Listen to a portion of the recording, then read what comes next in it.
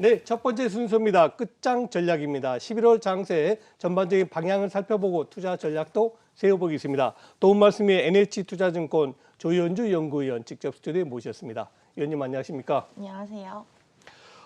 지난주 후반부터 상당히 장 모습 좋습니다. 특히 바닥권 이제 서서히 나오기 시작한 데인데요. 위원님 시장 한번 진단해 주시죠. 네, 일전에 제가 이제 출연했을 때 두 가지의 이제 파도를 넘어야 된다라고 말씀을 드렸었는데요. 첫 번째 파도가 이제 11월 달에 있을 테이퍼링 이슈였고, 이제 두 번째 파도가 12월에 있을 워싱턴 정치적 리스크라고 말씀을 드렸습니다. 어떻게 보면 이 두 가지의 파도들이 생각보다는 크지 않았다라고 생각을 하고 있고요. 잘 소화를 시키고 있는 중이다라고 생각을 하고 있습니다. 그래서 첫 번째 파도는 이미 넘겼고요.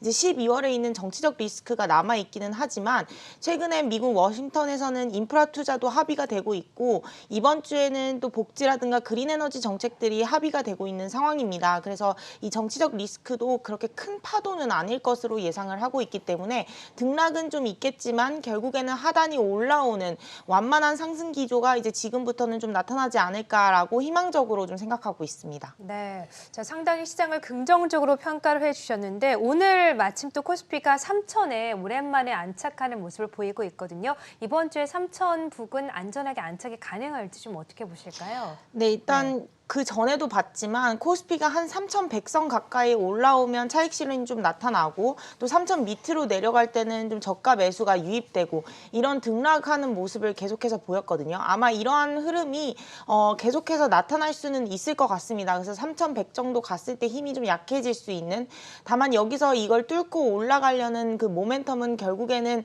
저희는 경기에 있다라고 생각을 하고 있습니다. 특히 한국 같은 경우는 수출 모멘텀이 강해져야만이 이제 코스피가 그 박스권을 뚫고 올라오는 모습을 보일 수 있는데 저희는 내년도 한국 수출이 좀 더 개선될 수 있는 양상을 보일 것이다라고 생각을 하고 있습니다. 아무래도 전반적으로 글로벌리 임금이 굉장히 높아져 있는 상황이고 보복 소비로 인해서 구매력이 향상되어 있는 상황입니다. 그리고 11월부터 미국은 연말 소비 시즌이기 때문에 이러한 부분들이 결국에는 한국 수출로 이어질 수 있기 때문에 저희는 내년도 수출이 개선되는 부분을 본다면 지금이 어떻게 보면 좀 매수 전략 시점이 아닐까라고 생각을 하고 있어서 상단을 한 3,400포인트까지는 좀 올려놓고 있고요. 그 시점을 저희는 내년도 5월이나 6월쯤에 고점을 달성할 것이다 라고 생각을 하고 있어서 내년 상반기를 겨냥한 지금의 매수 전략이 좀 유효하다라고 판단하고 있습니다.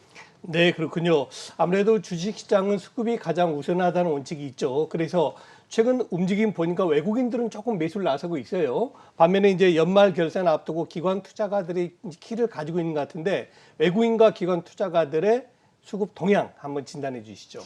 네, 일단 뭐 개인이라든가 기관 같은 경우는 지금 시기에서 좀 매도 시점이 나올 수밖에 없는 시점이긴 합니다. 아무래도 연말에 이제 양도소득세도 있고 기관 같은 경우는 이제 어느 정도 수익률을 확정시켜야 되는 시점이기 때문에 약간의 매도세가 나올 수 있지만 저희는 이런 시즈널리티는 결국에는 단기적이다라고 생각을 하고 있고 이러한 계절성 때문에 추세가 변하는 정도의 수급은 아니다라고 생각을 하고 있습니다. 앞서 말씀드린 대로 결국에는 주가지수가 올라온다, 완만한 상승을 보고 있다라고 한다면 수급은 계속 들어올 수밖에 없을 것 같고요.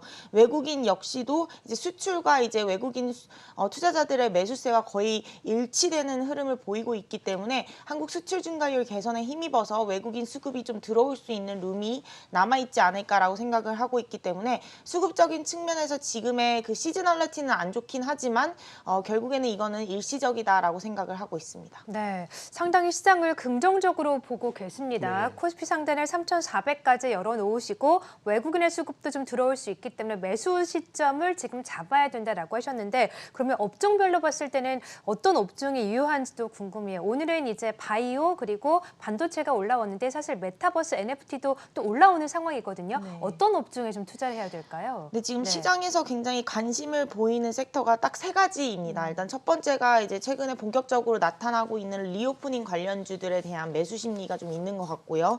두 번째는 말씀하신 대로 메타버스라든가 아니면 친환경 이런 신성장주에 대한 또 기대감이 있는 상황이고 그리고 세 번째는 대선을 앞두고 있기 때문에 뭐 대선 관련주라고 해서 건설이라든가 뭐 건설 장비 이런 쪽에 대한 수급이 지금 좀 좋은 상황입니다. 그래서 이 세 가지 테마를 가지고 약간의 그 포트폴리오를 좀 짜고 있는 그런 흐름인 것 같은데 저희는 이 세 가지 테마 같은 경우에는 앞으로도 좀 긍정적이다라고 보고 있는 상황입니다. 그래서 저희는 좀 이쪽에 대한 부분을 좀 늘리는 것을 추천을 드리고 있고요. 다만 이제 종목별로 좀 접근을 해야 되는 부분이 있습니다. 특히 이제 리오프닝 관련 같은 경우는 이제 대한항공이라든가 뭐 아시아나 이런 항공주들이 크게 오르지 않고 있고요. 여행주들도 많이 오르지 않고 있습니다. 아무래도 이제 실적으로 보이기에는 시간이 걸린다라는 부분이거든요.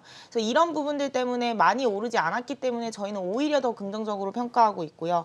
메타버스나 친환경 같은 경우는 이제 최근에 많이 올라온 종목들이 많습니다. 그리고 이런 신성장 종목 같은 경우는 저희가 닷컴 버블 때도 말했지만 결국에는 인터넷이 지금 많이 쓰여지고 있지만 그 닷컴 버블 때 올랐던 애들은 거의 다 사라졌거든요. 그래서 종목별로 굉장히 잘 구분해서 사야 된다라고 생각을 하고 있습니다. 그리고 마지막으로 이제 건설이나 장비 같은 경우는 경기 민감 가치주로서 저희는 긴 그림에서 봐야 된다. 뭔가 당장의 수익률이 크지는 않겠지만 긴 그림에서는 좀 긍정적이다. 이렇게 평가하고 있습니다. 네, 그렇군요. 자, 이제 내일 오전 우리 시간으로 내일 오전이죠. 미중 양국 정상회담도 예정돼 있고요. 자, 이번 주 우리 시장에 미칠 영향 한번 진단해 주시죠.